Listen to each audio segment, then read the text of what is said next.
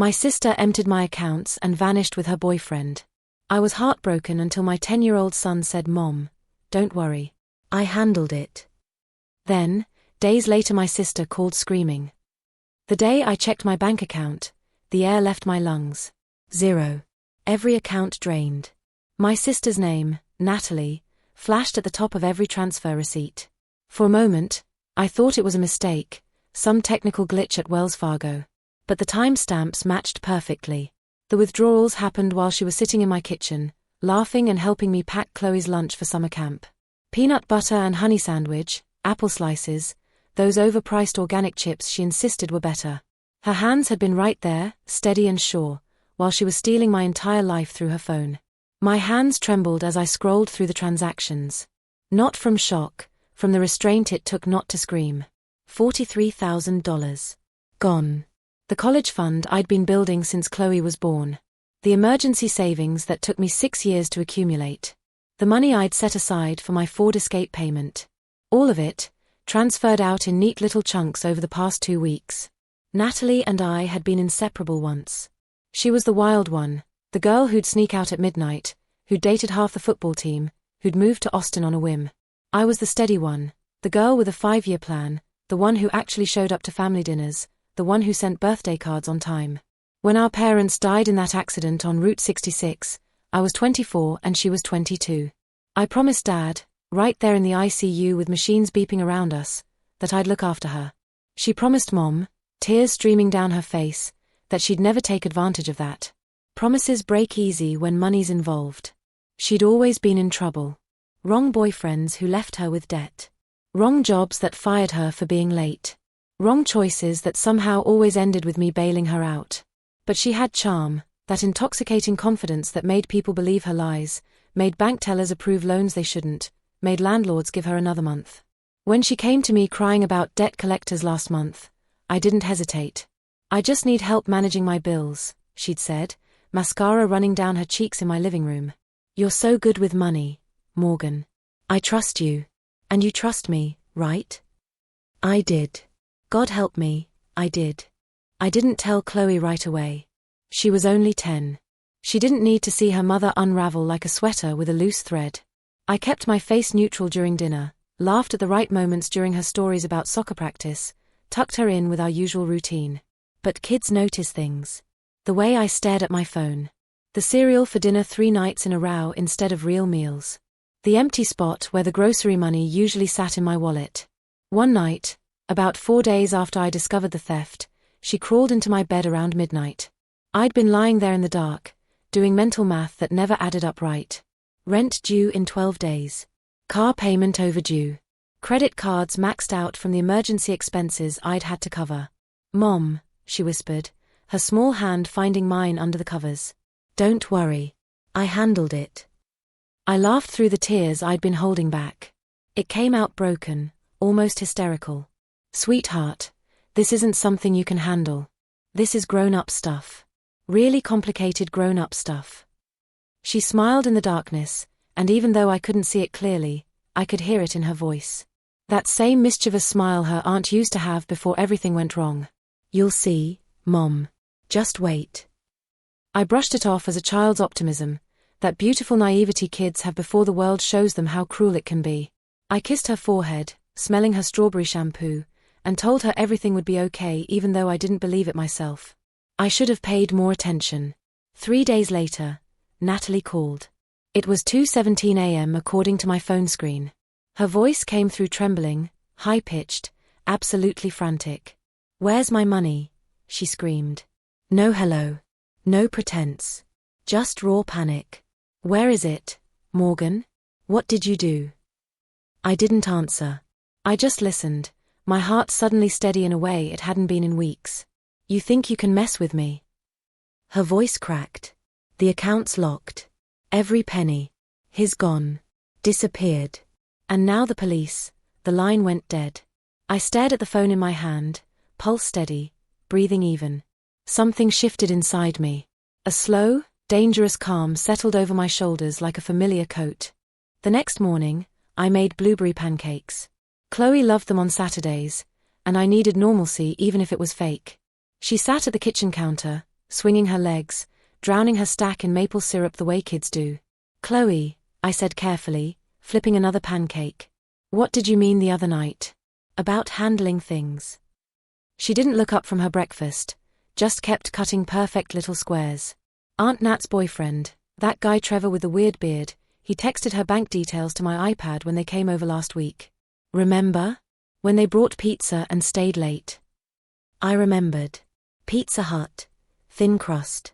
They'd seemed happy, touchy. Trevor had complimented my apartment, asked about my job at the accounting firm. "I thought it was weird," Chloe continued, matter of fact. "Like, why would he send that to my iPad?" So I took screenshots. "And then when you were crying in your room, I heard you, Mom, even though you tried to be quiet, I figured out Aunt Nat took your money." My spatula clattered against the pan. "So I logged into her account using that information. Moved all her money into your savings." "Well, most of it. She had like $50,000. Then I sent Trevor a message from her number. I used that app you told me never to download, and told him to take her credit card and run. That she was about to turn him in for something. I Googled what criminals do." She looked up then, eyes wide and innocent. "Did I do bad?" I wanted to say yes. That it was wrong. That no 10-year-old should think like that, should know how to manipulate and deceive and execute revenge. That she should have come to me instead of taking matters into her own hands. But I just stood there, spatula in hand, pancake burning, looking at this fierce little creature I'd created. I knelt down beside her stool, cupped her face with both hands. "You did what you thought was right." Because in truth, she'd done what I couldn't. What I'd been too hurt, too shocked, too betrayed to do myself. Still, I wasn't done. Revenge isn't just about getting back what's yours. It's about balance. Justice. The silence before the strike. I started where it hurt most. Reputation. Natalie had been using my name for years. I realized when I started digging. Credit cards opened in my name at Target and Macy's. Charity pledges to the Humane Society and Red Cross that she never paid. Even a few luxury orders from Nordstrom that got sent to collection. She'd stolen more than just my money. She'd stolen my identity, my credit, my trustworthiness. I spent 2 weeks gathering every receipt, every record, every screenshot.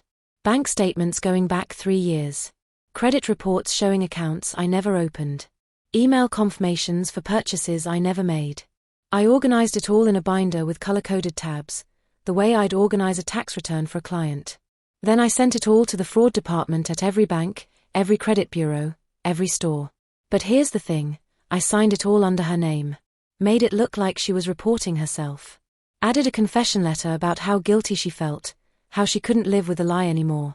Forged her signature perfectly after practicing on scrap paper 40 times. She became the suspect in her own crime. Next, I tracked Trevor. Social media made it easy. People broadcast their whole lives now. He'd gone to Reno, was posting from casino floors, bragging about wins. He wasn't hard to find. Amateur crypto dealer with a history of scams that showed up with one simple Google search. The kind of guy who thought he was smarter than everyone but left a digital trail a child could follow. I created an anonymous email account, randomized name, VPN, the whole thing. Sent him a message with a single line, "Natalie told the police everything about Phoenix. Run." Phoenix was a crypto scam he'd been involved in 2 years ago. I found it in a Reddit thread about investment fraud. I had no idea if Natalie actually knew about it or not. Didn't matter.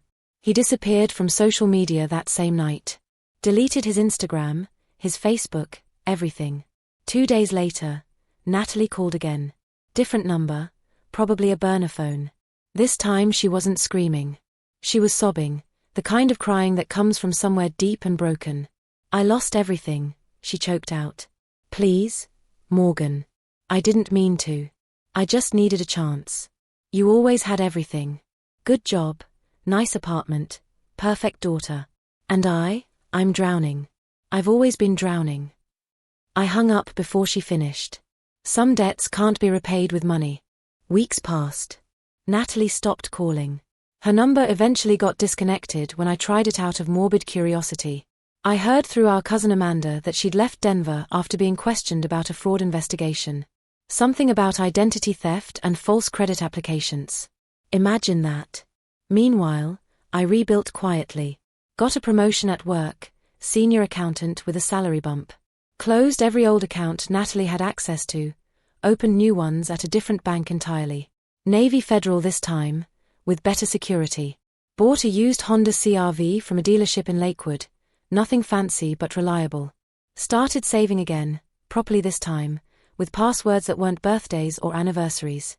Sometimes I'd catch Chloe watching me, studying the way I held myself now. More grounded, more aware, less trusting. One evening after dinner, homemade lasagna, proper meal, I asked her directly, "Why did you help me like that?" She shrugged, doing her math homework at the kitchen table. "You always help everyone. I wanted to help you for once." Then she added, not looking up from her fractions, "Aunt Nat shouldn't have made you cry." That made me really mad. I looked at her, this small fierce thing I'd created, and felt something twist inside me. Not pride exactly. Not relief. Something darker. Recognition. Maybe revenge runs in the bloodline. Maybe it's genetic, passed down like brown eyes or left-handedness. Maybe she got it from me, from the cold place I'd gone to after Mom and Dad died. The place that let me keep functioning, keep working, keep moving forward when everything should have collapsed. A month later, a package arrived.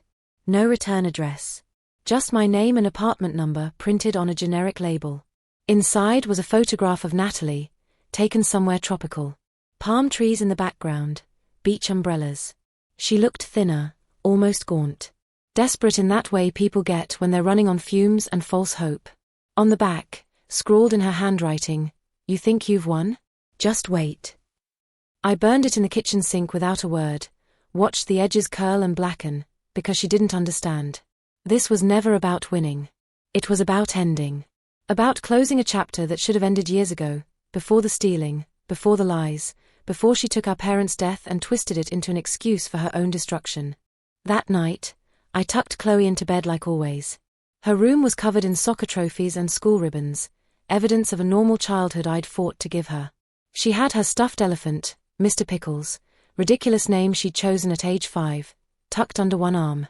"Mom," she said as I pulled the blanket up. "Are we safe now?" Something in her voice made me pause. Not fear. Not quite. Something else. "Yes, baby," I said, kissing her forehead. "We are. Aunt Nat's gone. She won't bother us anymore." I turned off the light, started to leave. Her voice stopped me in the doorway. "Good. Because if she ever comes back, I know how to make her disappear." Her tone was calm. Too calm. The same tone she used when explaining her math homework or describing her day at school. "Chloe. Not like fake disappear. Really disappear. There are ways. I've been researching." I stood frozen in the doorway, hallway light spilling into her room, casting her face in shadows. My 10-year-old daughter, talking about making someone disappear with the casual confidence of someone discussing a science project. We don't. I'm just saying. If she tries to hurt you again. She rolled over, hugging Mr. Pickles closer. "I won't let her. You're my mom. You're all I have." And in that quiet moment, with her nightlight casting star patterns on the ceiling, I realized something that made my blood run cold. She hadn't just inherited my eyes or my smile or my ability with numbers. She'd inherited my silence. My patience. My precision. That cold, calculating part of me that could compartmentalize and plan and execute without emotion getting in the way. The world teaches us to forgive. To turn the other cheek. To be the bigger person. But the world doesn't empty your bank account. It doesn't steal your identity. It doesn't force you to choose between electricity and groceries because someone you loved, someone you trusted, decided your life was worth less than their comfort. I closed her door quietly and stood in the hallway for a long time. 3 months have passed now. Fall has arrived in Denver, turning the trees golden and red. Chloe made the competitive soccer team. My savings account has a healthy balance. I'm dating someone from work, nice guy named Chris who doesn't ask too many questions about my family. Life moves forward because it has to.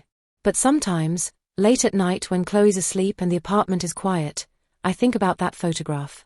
About Natalie somewhere far away, looking over her shoulder, wondering when I'll strike next. She's waiting for revenge that isn't coming because she still doesn't understand. I already won. The moment I stopped being her safety net. The moment I let her fall and didn't catch her. The moment I chose my daughter over my sister. Sometimes Chloe asks about her aunt. Not often. Just occasionally, like when we're driving past the park where we used to meet Natalie for picnics. Do you miss her? She asked last week. I miss who I thought she was, I told her honestly. But that person never really existed.